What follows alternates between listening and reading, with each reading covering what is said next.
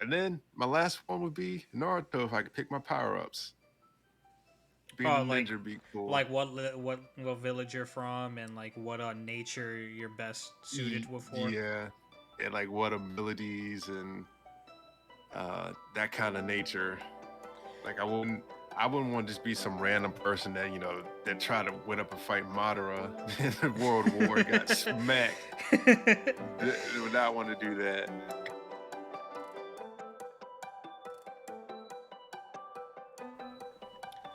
Ladies and gentlemen, welcome back to Herbal Synergies, the shop. I am your host Sinji, my co-host with me, Bay. What up? Irby, do you want to take flavor of the week first? Uh, I mean, I can. I Go guess ahead, I'll go go. for it. Knock yourself out. Yeah, I'm going when my man Megami shows up with his own domain expansion, and he comes in, then he gets the enemy and creates his own. But that was a good point. He came, he helped him out, did some stuff that we'll talk about later. But that's my flavor when he showed up. Mm-hmm. I, Mm-hmm. I thought they were done for. Okay. Yeah. My flavor is coming out of I'm standing on a million lives, and like I swear, Irby, I swear that you watched this before, and you said that you watched it. But like when I brought it up, you had no recollection of it. But I could have sworn you went through it. I'm gonna explain the plot a little, and maybe you'll jog a memory, or I'm just fucking batshit crazy. Probably Um, crazy. just there's this game master that's missing the top half of his face, and he just picks people from the real world to come into this alternate world where they become heroes. And every time they level up, they get another job. And it's just a guy who hates everyone, a complete loner, and two of his classmates, and there's more people as time goes on. Does that ring any bells? Nope. No Okay. bells are rung. All right, fair enough. All right, whatever. So my flavor from that anime, um, coming from the week, was their current objective is to make sure this festival happens. Now, a little backstory is the festival is this thing this island does once a year where I guess they gather these cow looking creatures and offer them up to the volcano god. But ogres took over the island and were eating the people. Now, to stop the ogres from eating people, the people offered the cows as a food source. Since the cows was the food source, they weren't allowed to have the festival. So fast forward, the heroes need to basically get rid of the ogres so the people can use the cows as the food source. There's no now. This was noted in this I guess this mission that a couple of heroes are smart enough to know that they're not actually the good guys in this situation. The people on that island made this deal, and the people on our island are going back on this deal to kill the ogres. So like you pick sides with whoever you feel is more in the right, more in the wrong, whatever. In the last episode, in this particular show, the ogre queen, which is the most important ogre, can give birth to about 100 ogres in her lifetime, and about five of those ogres can be females, all candidates to be the next queen. There was two ogres while this volcano was erupting, and this dragon came out, and it was sucking life energy from people. At this point, I'm just talking about the episode, so this just to explain my flavor. I can not have to talk about this later. There were two ogres protecting, or like they were staying in the castle, avoiding the lava. It seemed like they were scared to come out, and I would say the main character, who is a loner and hates everyone because humans, he hates humans because humans are the only people who kill when things are inconvenience for them. Like they despise inconvenience. Turns out ogres were protecting a female ogre, the next potential queen. So they had to come with a plan to draw the ogres out they separated them from the baby girl, the little girl ogre who was a child, carried her away, and as the ogre is chasing him, he throws her towards the lava. The ogre catches her before she falls in lava, looks at her, knows she's been stabbed repeatedly, and then the MC takes a hammer and pushes the ogre into the lava. Now, as the ogre is burning in the lava, he's holding her up so that she won't burn, and he's burning to death. But she's still not dead yet, so she's conscious and she opens her eyes, and he's trying to force a smile. And this is like what is considered a monster in most animes. And like they both eventually sink into the lava, and he goes, I hate, like he just has like this whole like self observation and observation on people. He's like, I hate people, but I also hate myself, so it's okay if you guys hate me. And he's saying that for the ogres, and I'm like, bro, like it was an okay anime. Like it's not bad, but like that moment was just so heavy, and it's like I felt like it gave it a few extra points. So that was my flavor. That moment right there was my flavor this week. Mm. Yeah, sounds like a good flavor. Also sounds like a little bit of what's that show? Goblin Slayer, because people hate goblins, but those goblins they got it coming to them though. Yo, those goblins are rough, bro. Did you watch that?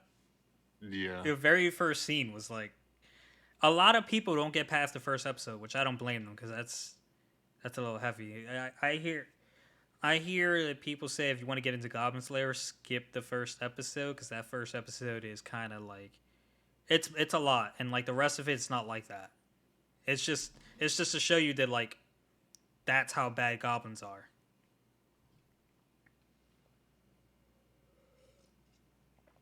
Yeah. Anyhow, so last week we did the question of what anime world we were gonna live in. Well, Mm-hmm. I was gonna live in, and I came up with some answers. I kind of Ooh. yeah, I did this in like a different different kind of variety. First, I was thinking the worlds that I would live in would be like game worlds, like uh like Hikaru no Go. That's just the game of Go, and anyone with enough practice can get to a good enough point. So I could do that without changing much of my life. Another one, I haven't actually watched this, but I read a few of the descriptions, and it was Mayority, the Patriot. He's basically a detective. I could be a detective, give enough time. So I was like, that's another good one. Uh, but then I classified it into worlds that I would want to live in if I could do my own my own like pick my power ups and stuff like that, or like a world where I could blend in seamlessly but wouldn't be like a main character. Those are two different distinctions. So Mm-hmm. I would live in like the Zoid world. You probably ever seen that, but they're like animals, mechanical animals that go around fighting. Right. So I would do that, and then I would live in the Gundam world, but it'd probably have to be like Gundam Wing because there's alternatives to those Gundams. But I think the most feasible Gundam world living would be like one of the old school Gundam world where like there's like no flying, they're just like mobile suits just walking around. So that would be probably a better one. But Gundam Wing was pretty cool. And then my last one would be Naruto if I could pick my power ups. Being a Oh, like ninja would be cool. like what village you're from, and like what nature you're best suited for. Yeah, and like what abilities and that kind of nature. Like I wouldn't want to just be some random person that that tried to went up and fight Madara in the World War got smacked. Would not want to do that. But Now, I would would would you have a Keke Genkai? I would try for a Kike Tota. Have Hmm. three of them things. I, Yeah. I I don't need to be greedy. You can give me a regular ass Sharingan or a Byakugan, and I'd be okay. No, I want the Renegon, baby. The Rinnegan's dope, bro. Some of the best animations Naruto has seen is when Sasuke has had that Rinnegan. Yes, his Rinnegan. I probably wouldn't do the. Well, dude, you kind of would need the Eternal Mangekyo Sharingan because if you don't, your eye's gonna fade. So, but that comes at a price. But I think Orochimaru could get you a new eye whenever, because He probably could. he does everything. He could probably he probably has the technology between him and the guy that like is the fugitive runaway snitch scientist in Boruto. Between him and Orochimaru, they could probably make an artificial Rinnegan. Well, I would say, well, they already made artificial Sharingans from that one character. Danzo, No, no, no. because I Those were real. Those were real eyes he took from the dead Uchihas. But there's a character in Boruto that they fight, and oh, you're talking he about the kid? well, he's not a kid. He's a man too. There's a boss man. Like Yeah, there's kids too that yeah, but I have think it. that was filler, bro. Like I don't think that counts. Man, I'm counting it. All of Boruto's fillers, so you might as well just let that thing fly. So No, no, no. Hold on. All right. Okay. yeah, Um, Irby, before we get into what we've seen, there's a couple things I want to talk to you about. As someone who currently recently watched Hunter x Hunter and someone who's watched Bleach, I want to talk to you. Did you? Well, Bleach, maybe not Bleach. Did you read the one shot manga? no. All right, then I can't. I'm gonna save this. I can't talk to this about you. I can't talk about this to you. But I can talk about this one, Hunter x Hunter one, to you. All right. You remember how I told you like I hate that fucking CBR article shit in their top 10 list because it always seems like they're reaching half the time. Yes, Did you happen to see the 10 ways Killua ruined his likability? I did see it, but I didn't read it. Okay. I am going to go over this list with you one by one, and I need you to tell me on a scale of 1 to 10, 1 being the most reasonable and 10 being complete other bullshit, the level of bullshit you rate these reasons. Okay? Mm-hmm. Okay. All right. So, number 1, 10 ways Killua ruined his likability. Number 1, Killua gave up while training with Isaac Netero. Very early in the season, Killua and Gon were playing that ball game, and like Netero decided he wasn't gonna use like move or anything shit like that. Like this right here, the first thing on his list seems like a reach. Yeah.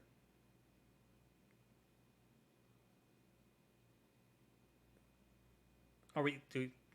Was that like a yeah, I agree, like he's reaching, or a yeah, like I see where you're coming from? Yeah, I agree. Okay, okay. Number 9, Killua murdered 3 hunter examinees after failing to overcome Isaac Nero's challenge. Again, like this is his character, bro. Like they pissed him off. He just killed them real quick. I don't. Killua to me. Let me explain what Killua is to me. Killua is a better Sasuke to me. Like I'm comparing Naruto. I'm not comparing Shippuden Sasuke. I'm comparing like fucking I hate everyone Sasuke. I'm gonna go with Orochimaru, and I'm comparing this Killua because they're both early on in the show. Um, I don't Kiwa. I don't see him like that. Kiwa, he makes friends with people that he respects, and those people, they he'll do stuff for him. Like Gon, very early on, he recognized Gon as someone that he could compete with, and he could have like healthy rivalry with. That's why like he got off his skateboard and was like, "Oh, I'll run with you because you seem cool." Yeah, I Whereas think like it was more of Sasuke, that Kiwa liked him because like very early on, I think towards the end they became more of like on equal footing, but like very early on, Kilo was definitely like way above Gon in terms of like ability and like just like what he's capable of.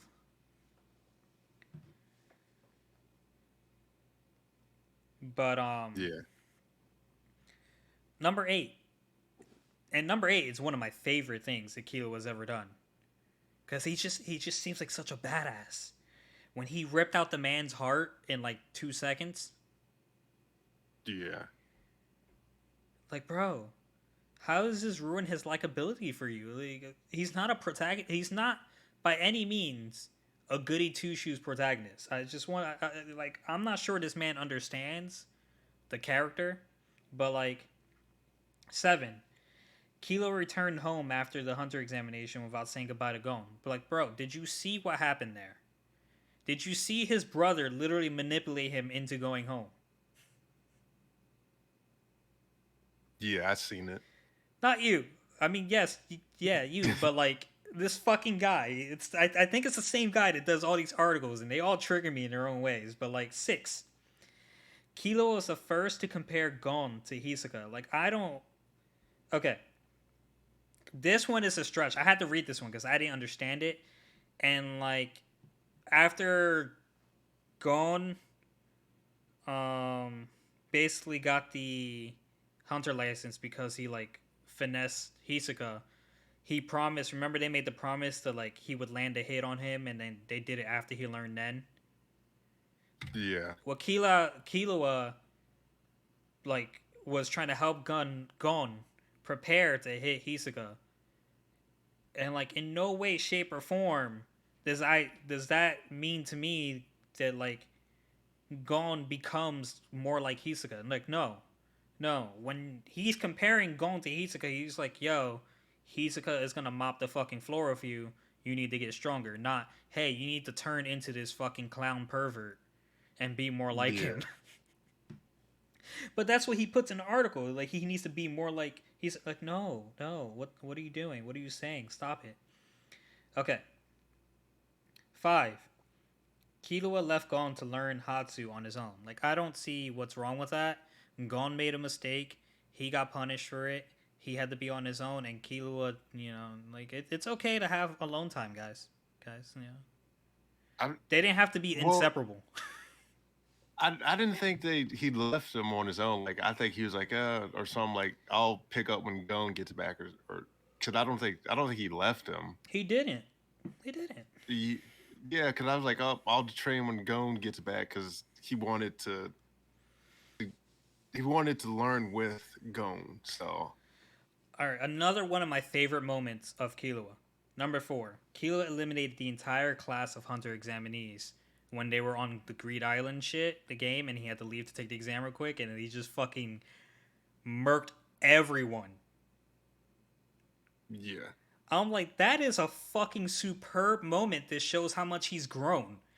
How does that ruin his likability, bro? Like, if anything, I was hyped as fuck after that. Like, this man just took out everyone. I No think one it's more passes. so. Yeah, I think it's more so because his one buddy was there, and then he was like, "Oh, Mister So and So, you're here," and he was like, "Oh, knockout," and they kept on going. So I thought that was great. well, I was like, "Dang, this man is ruthless. Not even his friends safe. Yo, he Like could the have just guy that let one helped you." person pass, but like I think that was like I don't know. I liked And it.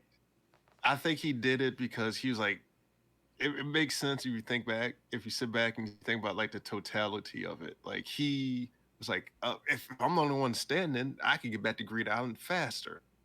Versus like the one guy that's left over, like they'll have to fight, and he's gonna have to beat him anyway. He just beat him sooner rather than later. Well, yeah, okay. I mean, I still like it, but like I can see where you mean by that. Three Yeah, on Greed Island. I'm sure you remember this. Killua set a nigga's face on fire. I think when it comes to like a Hunter battle, like Hunter versus Hunter, not the show Hunter. I think all's fair in love and war, bro. You fuck it. You were the lesser man in this fight, and you got your face lit. That's how I feel about that. Does that ruin his likability? I don't know. Depends on the person, but like I have no problem with it.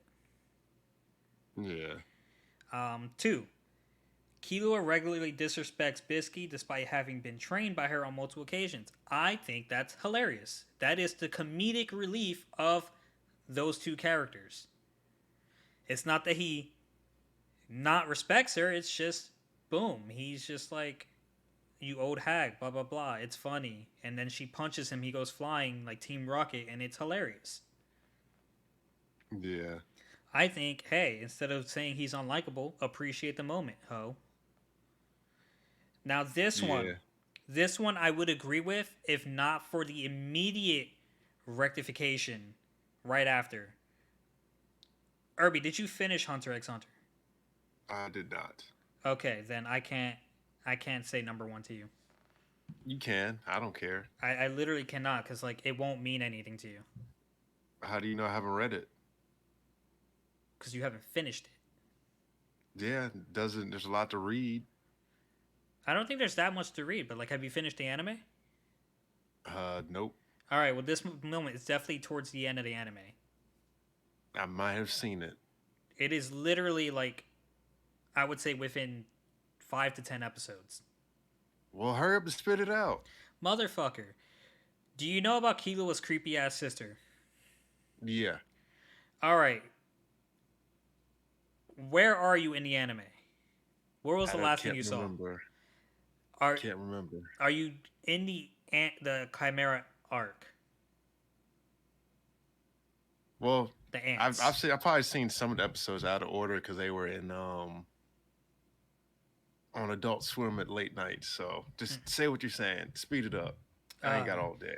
So there's this moment where like Killua's sister, I forget the name, but like it grants wishes and makes things happen depending on how you talk to it. And Killua has the best relationship with it. But like his family knows that. That's why they keep it locked up. And like Killua got tired of them keeping his family locked up. Well, Gon got really fucking hurt, and like the only way to fix Gon was to use that thing. So Killua snuck it out and got chased by his family. He teamed up with Hisoka and a couple other people to like get his sister all the way to Gon to help heal him. And like after he was done, he realized that everyone would always want to use its power. So he asked it to go away and never come back. And it it is a very heavy moment for Killua because like he does care about it and he cares about his sister. When his sister came back to like consciousness, she was very upset at him and she got mad and like she made him feel bad and he broke down and he was like, "Can you ask it to come back out? I want to say sorry." And like he broke down and he was crying and he asked it for forgiveness and in its creepy face and all, it smiled and it cried and it said okay. And had he not immediately felt bad and fixed what he had done, I would have given that first moment some credit there. But like it's all part of the character development. Like Killua went from this assassin assassin born prodigy to like someone with compassion, someone with a conscience, someone with, you know, the feeling of right and wrong, all because he met Gon. And like Gon was the light in his life of like just pure darkness. As cliche as it sounds, that's what Gon is to Killua. Yeah. And that's the list. That's a stupid list, tricking me. I was like, I want to talk about this. I want to rant about this. And I also want to rant a little bit about Bleach, but you need to read it first so I can elaborate. I'm never reading Bleach. It's dead to me. Just read it. Just Dead. read it. You know, that's funny because like you were reading Bleach and then you told me to read it and then I fucking finished it and you were still reading it. Yeah, that's got to waiting for the volumes to come in.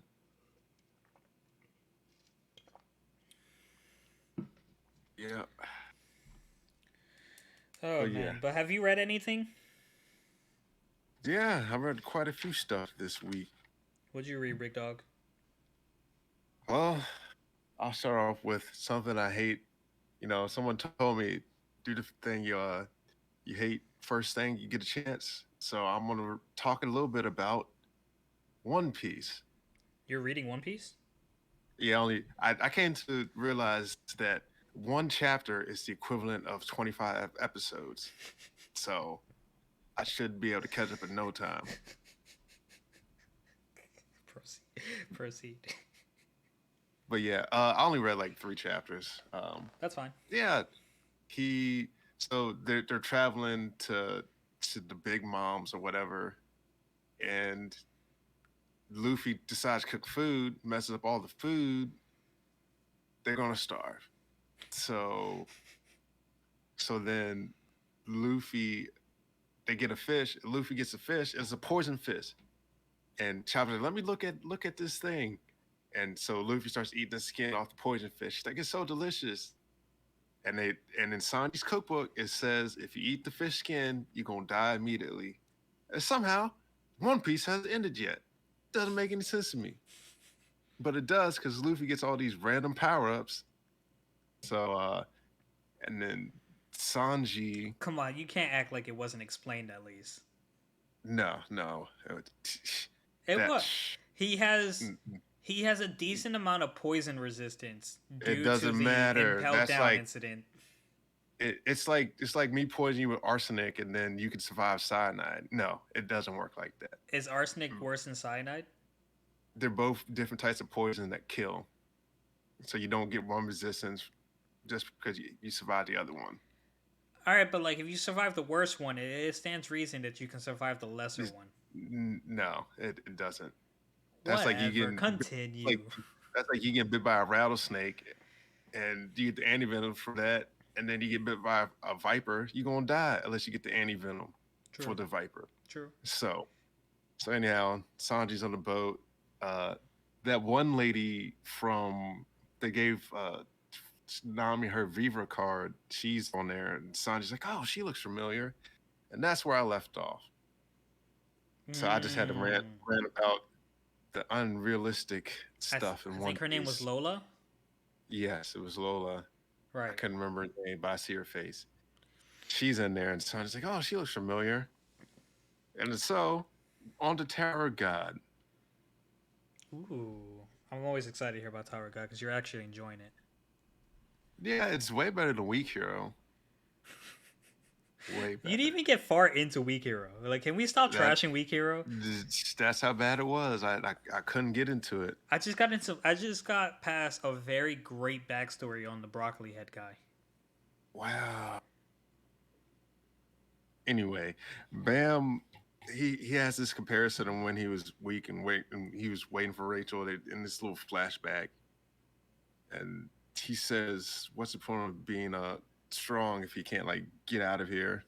And he might have to shed blood to escape from the the liquid screen encapsulated melting pot thing that he's in. Hmm. Yuto lures out Reflecto to talk. And she starts talking about Master Kuraraka, and then Karaka? Yuto turned, hmm? Karaka? Yeah, whatever.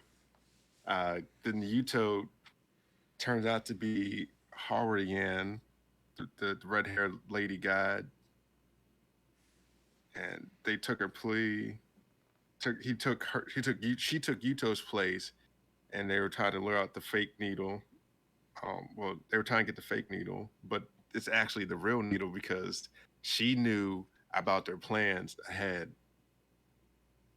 And they run into a level 85 patrol bot, and then Bam somehow escapes. Uh, Beta confronts Bam's team. Let me see. Yeah. Okay, yeah. Beta confronts Bam's team. He talks about the countless sacrifices that went went that happened in front of him, and he thinks it's ridiculous that Bam wants to live happily ever after all this stuff to happen, and says that he has to become a weapon. Then Beta gets the news that Viol escaped, and Horoyan tells Bam about people coming to prevent him from returning. And she says if he goes to the battlefield, she's gonna that he's going to put his friend's life in danger. They get to the call center, and some shadow wolves show up to prevent them from leaving. Their shadow wolves are demon dogs that specialize for killing. They get attacked by the dogs. Then a big patrol monster, looks a little spider thing. They call it a 72 by 3, which is a whole lot if you multiply it together. And Horian takes on Mai and the other Mag Dog. And this is where you find out that Mai and Mad Dog destroyed the other summoning well because they thought that was the one that they were going to go to. Mm-hmm. But turns out they were going to go to a different one. Yeah, it turns out VO is also an item.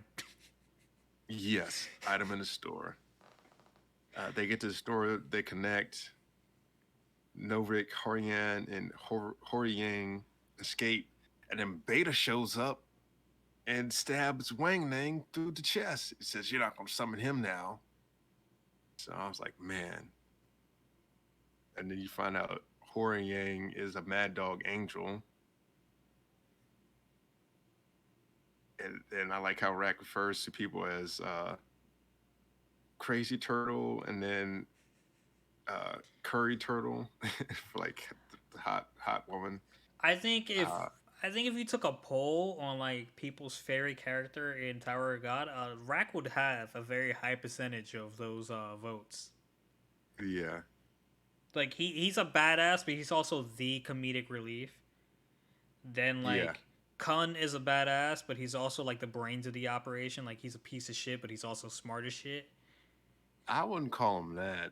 He's very different. He's Kun is a piece of cunning. shit, bro. Kun is a twisted, manipulative piece of shit, and I love it. But like I he haven't is a seen it twisted yet. piece of shit. Just like mark those words and like keep them jotted down. And then Bam is probably like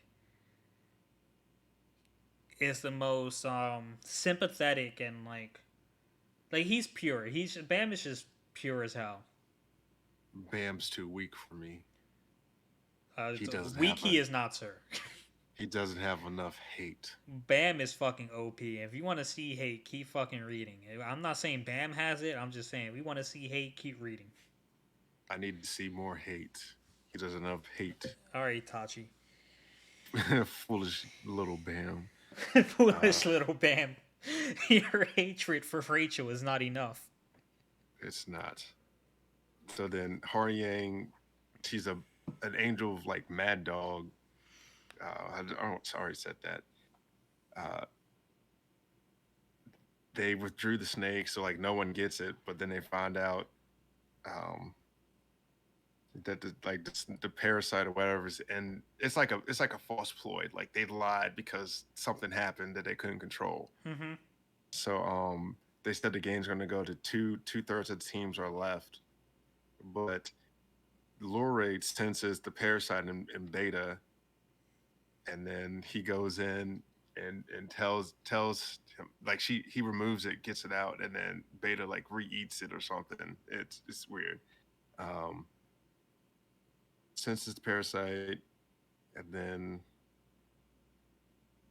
they killed it.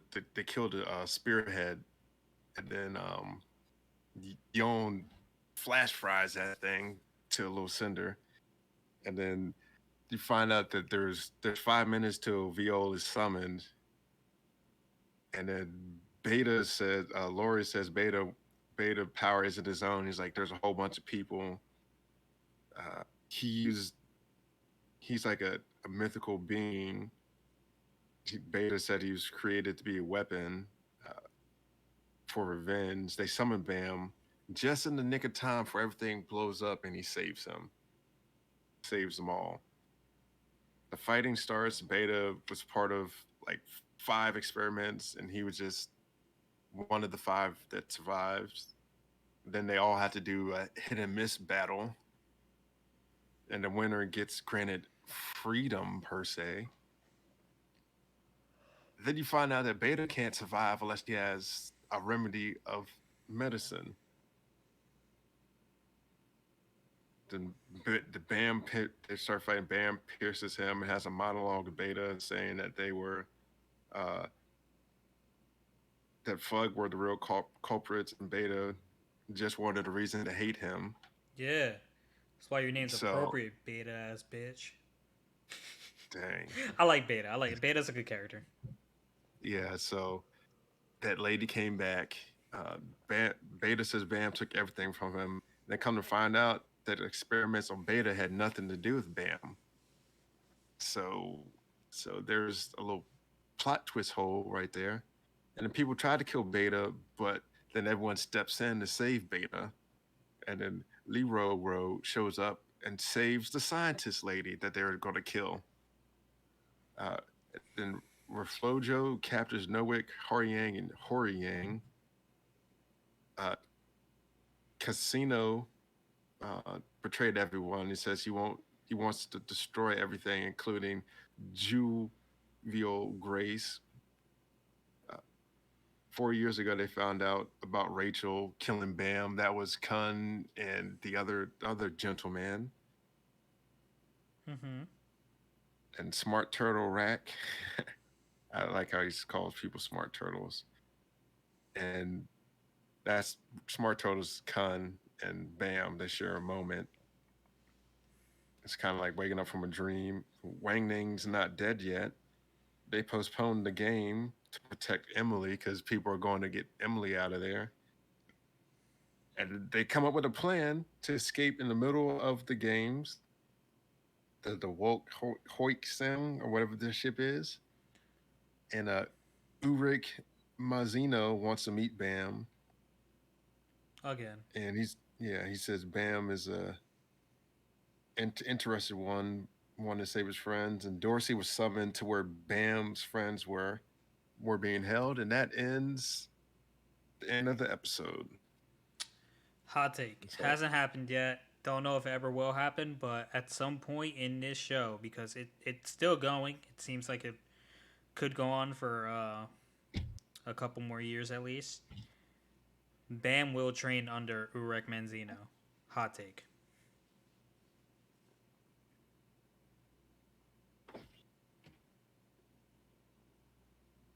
Yeah? yep, yep, I was going to say, yeah, yeah, no, maybe.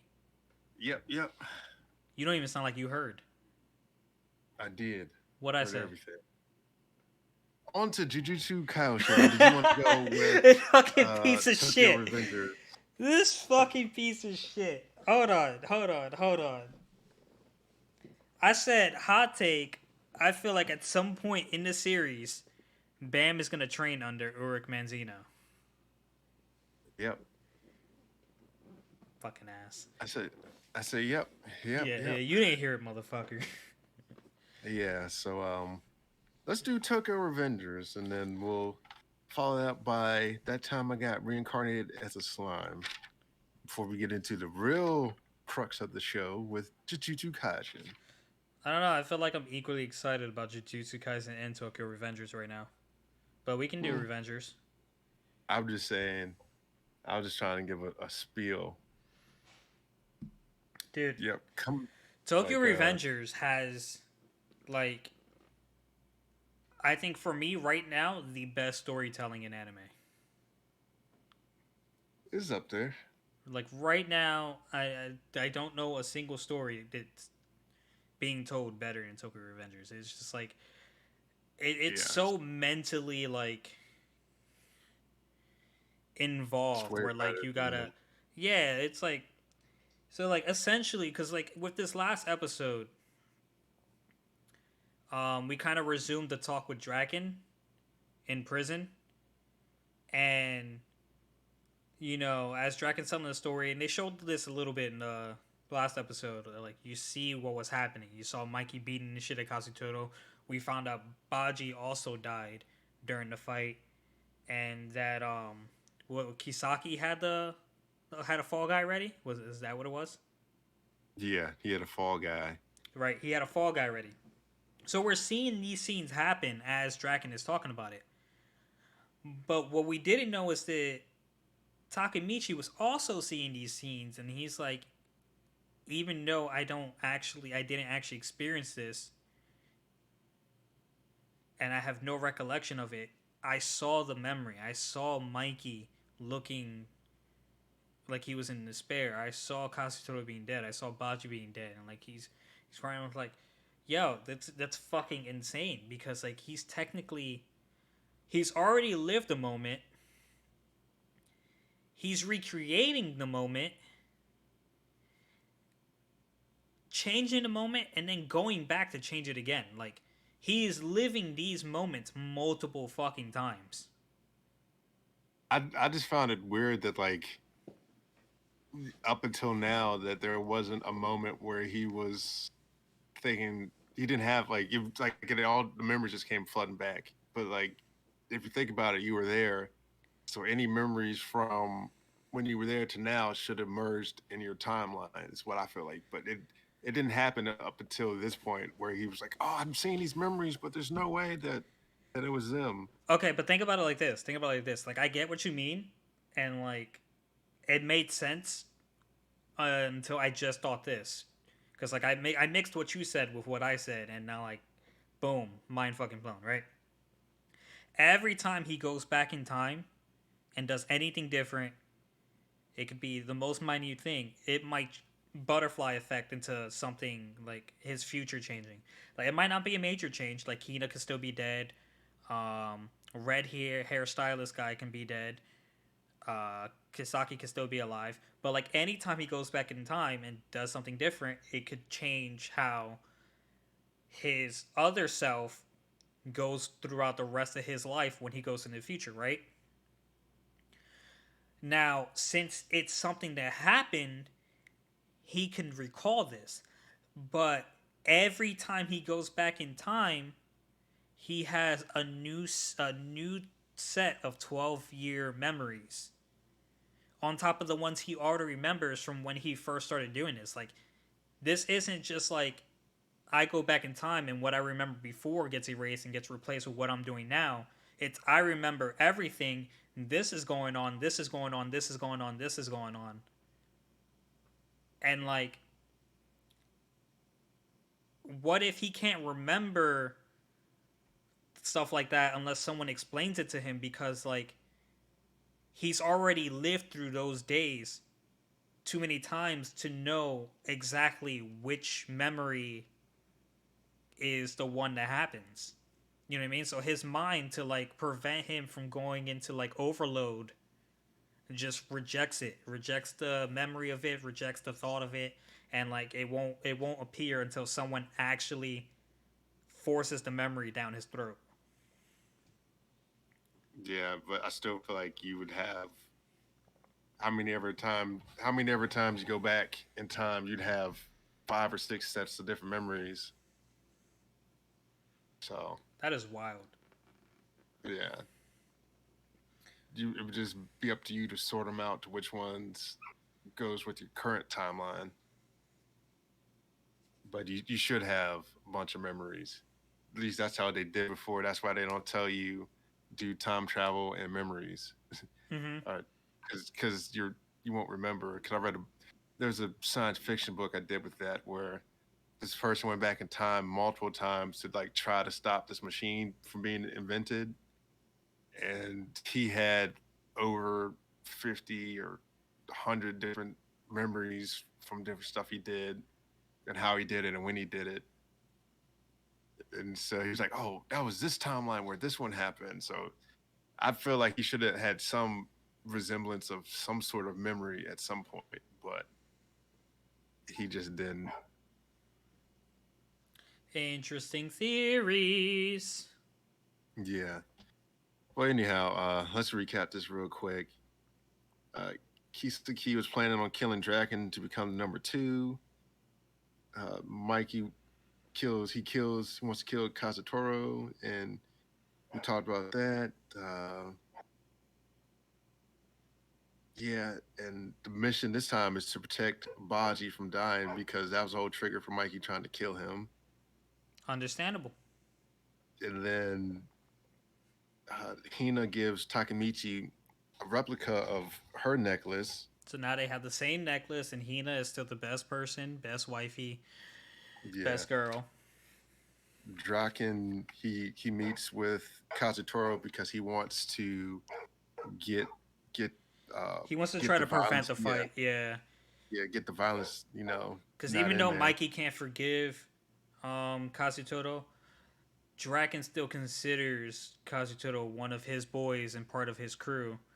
And I think Mikey does too. Mikey's just having a hard time like wrapping his head around the fact that Kazutoto literally killed his brother. Because like if Mikey didn't like still consider Kazutoto like a friend deep down, I don't think he'd show up to his like court date and like defend him. You know what I mean? Yeah, he spoke up on And his be behalf, and then Kageturo spent 2 years in juvie, and then Baji was seen praying at Mikey's brother's grave. And then I did find it how funny it was that there it's like a sanctioned fight where they have like referees and stuff. They do have a meeting, but yeah, before that they have a meeting that they prepare for the fight, and he tells them to crush a traitor. Then he's like, "Oh, I'm being childish." yeah. Forgive And me, I'm gonna be then childish. I don't want to he's fight like, my "Oh, friend. So yeah, so help me crush Valhalla and bring Baji back." And everyone goes fucking nuts. But yeah." Kasaki is the one that's the number three, right? Kisaki, Kisaki. yeah, I don't. I think yeah, I think he's number three, and he's like, "Oh, I wanted this. This is what I wanted to happen." So That was a little confusing to me, and then it was just like, or do you just want Mikey to want Baji back because you know that like Kazutoro or somebody on Valhalla is gonna kill Baji? yeah, and then it's like a sanctioned fight. They all go in, and it's so they'd have the option of 5-on-5 or a full out brawl. And the guy's like, "Oh, you want to fight 5-on-5?" And they're like, keep smacks the referee. It's like, "We came to kick their asses." And then Yo, he destroyed. I think that was an adult too. I think that was a fully grown man. nah, it was someone from when the two gangs split. You think so? From that's what they said. Is Huh. when the two gangs split. He was like from the 1986 gang or whatever. That's why He I thought it was came. a fully grown man. Yeah, Because he was from the year was old, so like I was like I don't know, but yeah, he just fucking put homie down, and that dude was talking shit like if you guys don't show a good fight, I'm gonna beat all of you, and he just got taken down by Kazutoto like nothing.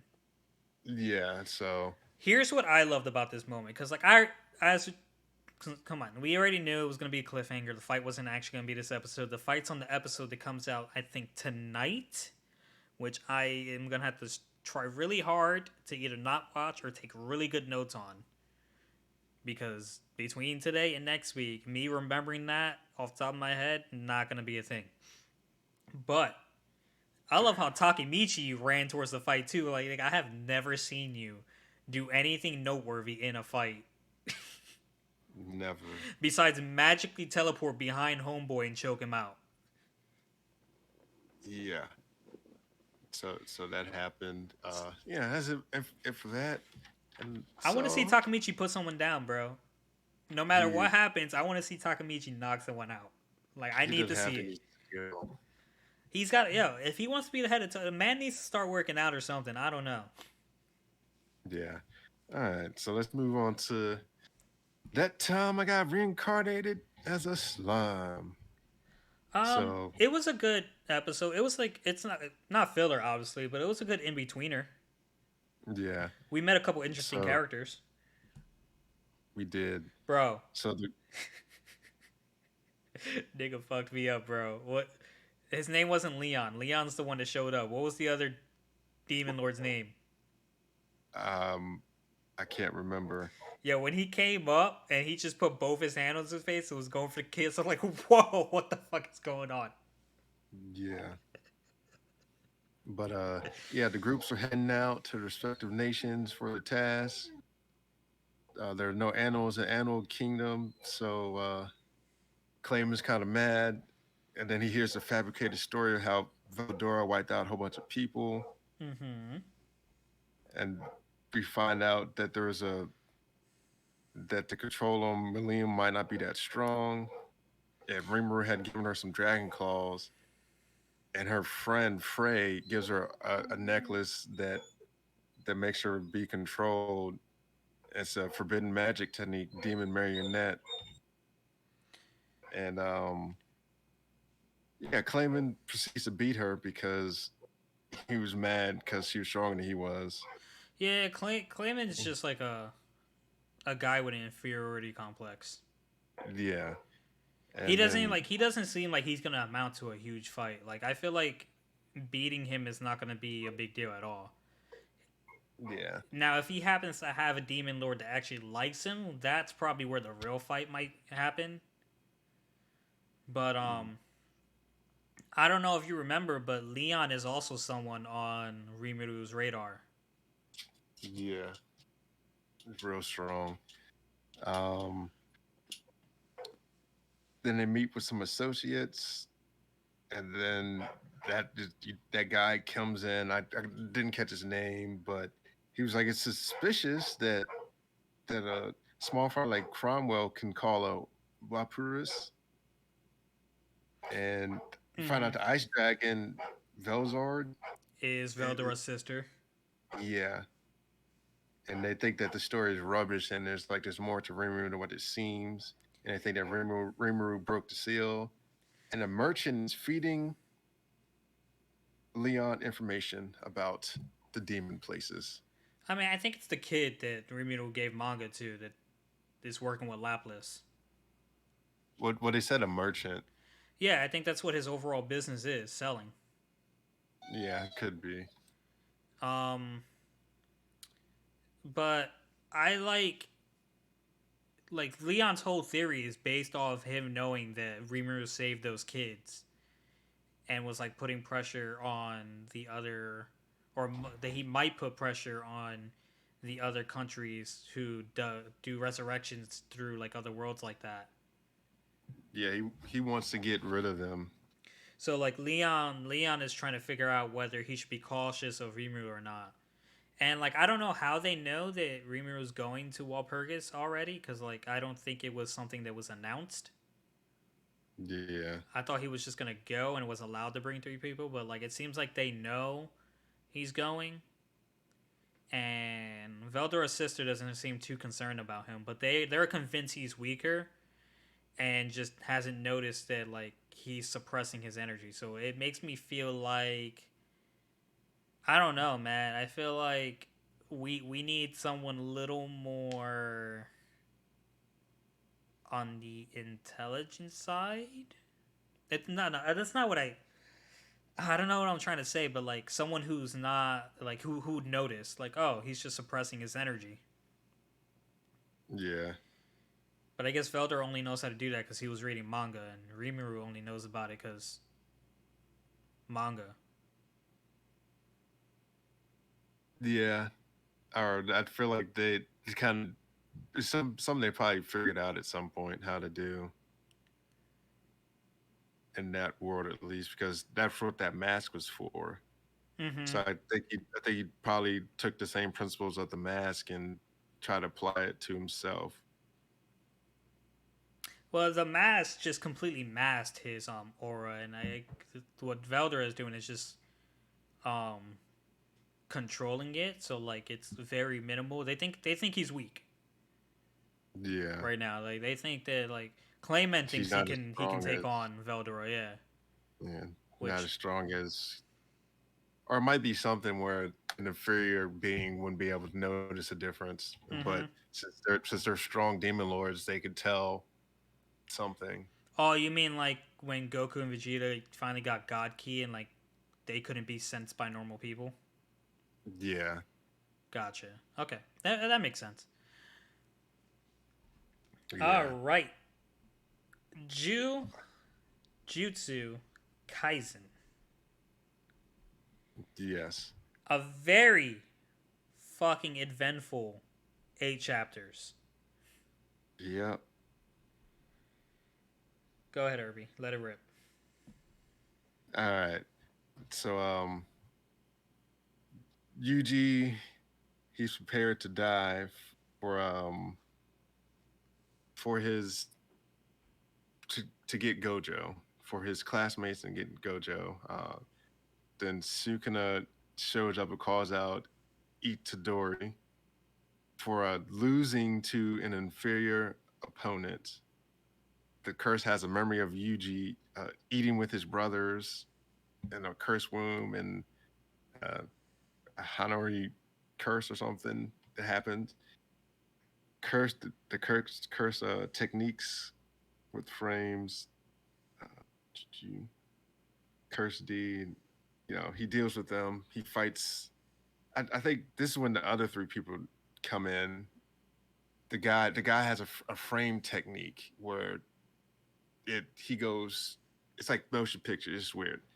This is where Maki shows up. Then the curse technique uses domain expansion at Horizon of the Fish, and they they're all in his domain. They capitalize, and he has like his that secret hit, uh, the secret hit where you can't escape it, and they all get attacked. But the guy, he has a counterattack that allows him to retaliate with cursed energy at the moment the attack happens. And the Shikigami that attacked him were just a diversion so that he can get close. And the sea is also it's like a big water place, so the sea is a constant source of his like power for the curse. And this is when my boy Megami shows up with his Chimera Shadow Garden, and he gives Maki a tool to help fight.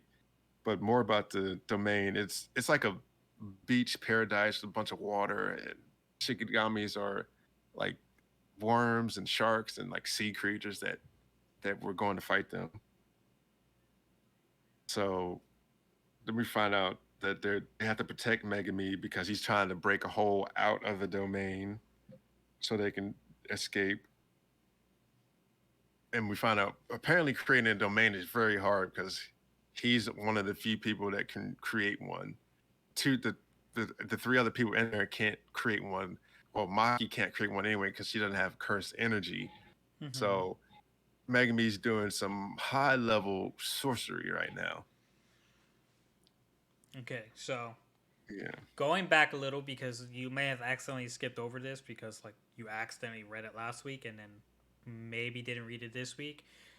Um, Before that happened, which it probably happened at the same time, honestly. Usually, when you have a big area like this and all these fights going on, most of it happens at the same time. Yuji and the last brother, the blood guy, concluded their fight. So when we last dropped off, Yuji got pierced in what seems like the liver, but I guess it wasn't confirmed because in this chapter, Yuji just said it was a vital organ. And when he felt like he was about to lose, he remembered what Gojo said and just like, even if you get hit, just grit, like just hold your shit down and keep fighting. So he like stanced up and like he went for it. He like traded blows. They were going back and forth. Seemed like he could see everything clearly. Yuji was barely using his left arm, so you know, in Yuji's a pretty smart fighter, I would say. He Way smarter than Luffy. yeah, yeah, yeah. He assumed that because he wasn't using his left arm, that the guy wouldn't be ready for an attack with his left arm. So he went for the hit, and it wasn't effective. So like Yuji got a fatal blow to the neck area, chest area, and then like a puncture, like a hard punch in the chest area, and it just got sent flying. Now then he said the curse lift up his shirt and it looked, I don't know what it showed. Maybe he had blood there that was just hardened. I couldn't really tell by the artwork, but I guess the anime will clear it up later. And he beat Yuji, but Sukuna kind of like forced his way into the fight and like into the guy's head and made him remember something that never happened. And it was a past with his brother, but Yuji was there, and the guy knew like Yuji wasn't supposed to be there, but like he still went crazy. And that's when you see the two girls who are looking for Yuji, and they're actually there for Sukuna, and they're like, "Is he alive?" Like, yeah, he's alive. And then we get to the fight with Maki and them.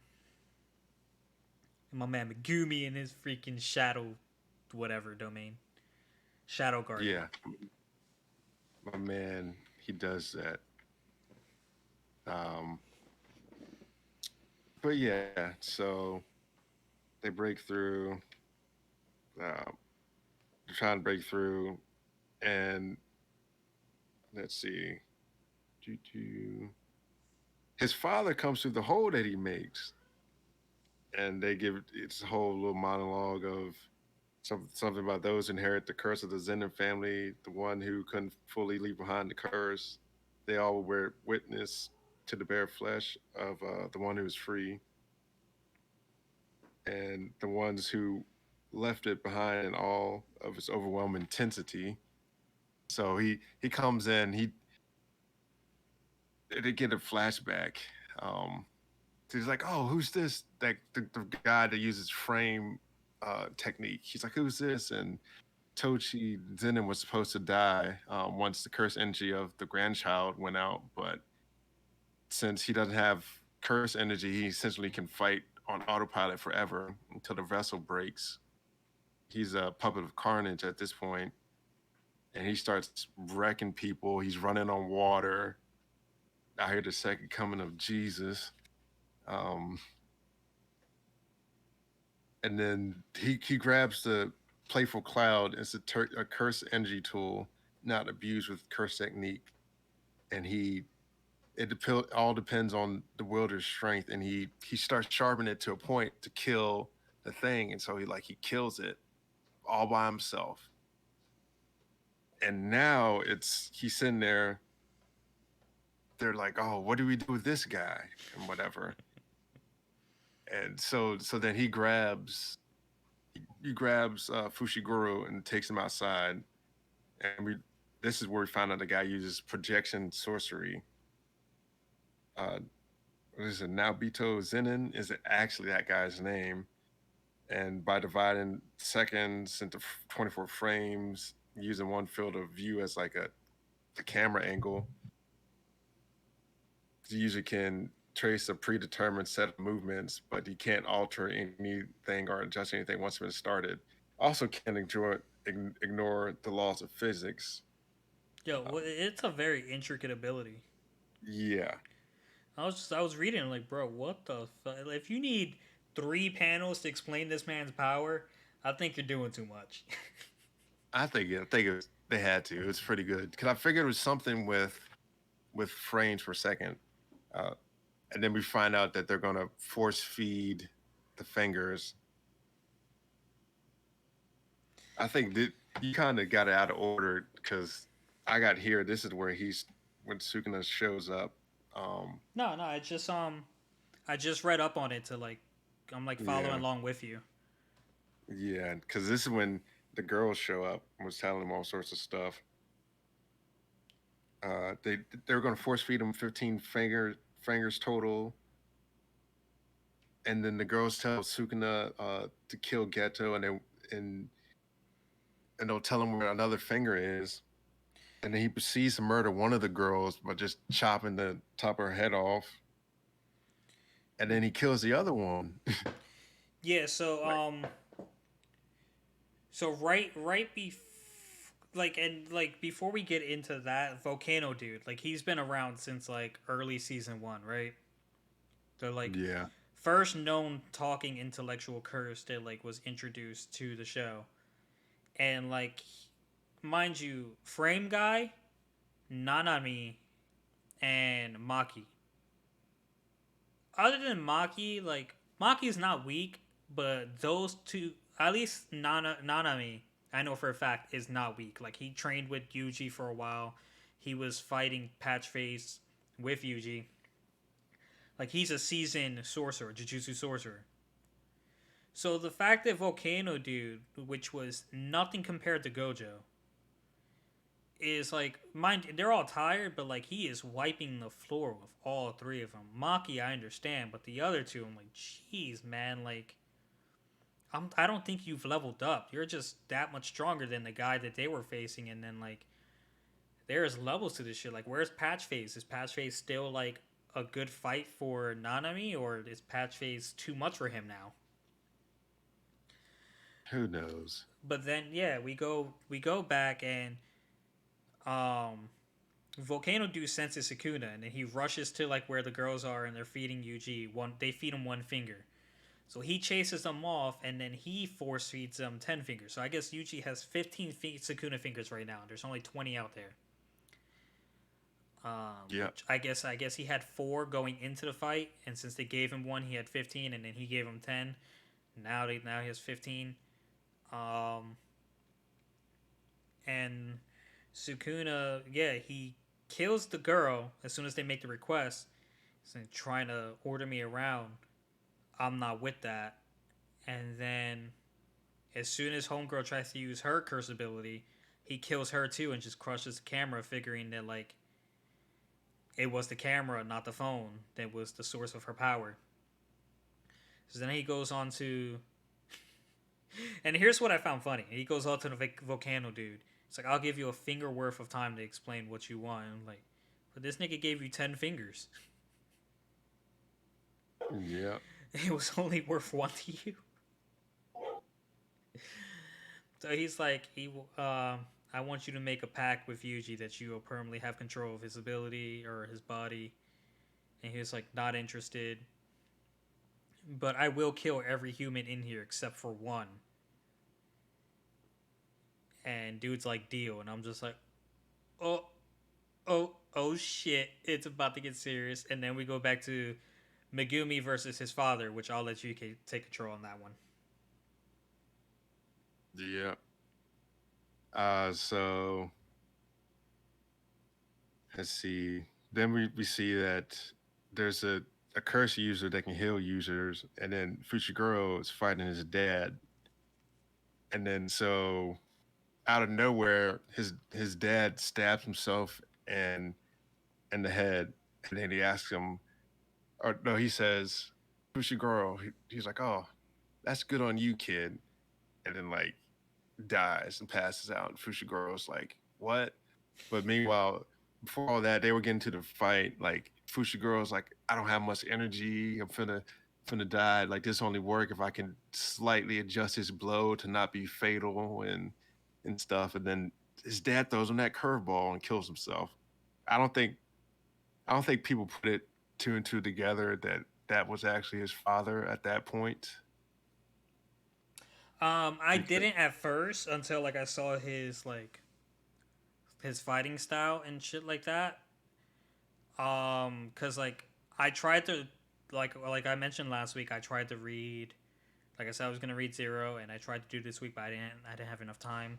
So I actually Mhm. accidentally mistaken him for that one guy in Chapter Zero for like the first 2 seconds, and then Homeboy said his name, like, oh, it's Papa that came back um when Mask Guy was fighting the two curses on the roof, Yeah. and yeah, I think he was just testing his son, and like he was always just gonna kill himself in the end. Well, his eyes changed once he stabbed himself because I feel like he instinctively knew that it was his son, but no one else knew because he he married Toji married into the Zen family, Mm-hmm. and he was going to sell his son to the family, but Gojo got to his son first because Gojo doesn't like all of the interfamily dimensional stuff that goes on. So, because he Gojo said he wants to change the way the world works, so Yeah, that's man. what he did. It's good shit. Good shit. Jujutsu Kaisen, Tokyo Revengers, they're really good moments right now. Yes. Herbie, I want to ask you something, and I'm going to ask you on the podcast because I also want our listeners, if they're feeling up to the task of like searching our social medias, which is Irbal Sinergy, IRBALSINERGY on YouTube, TikTok, and Instagram.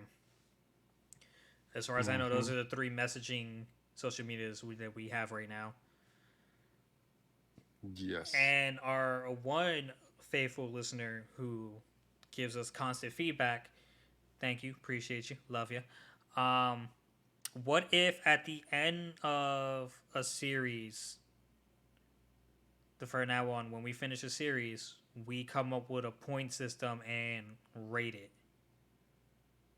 We go through the arcs and how we felt about each arc, and like we come up with a system where like we give it points 1 through 10 on average, blah blah blah. Whether it's like the the animation, or in case of mangas, the art style, the plot, the choice of music, and like the overall impact, and like start rating the shows we actually finish.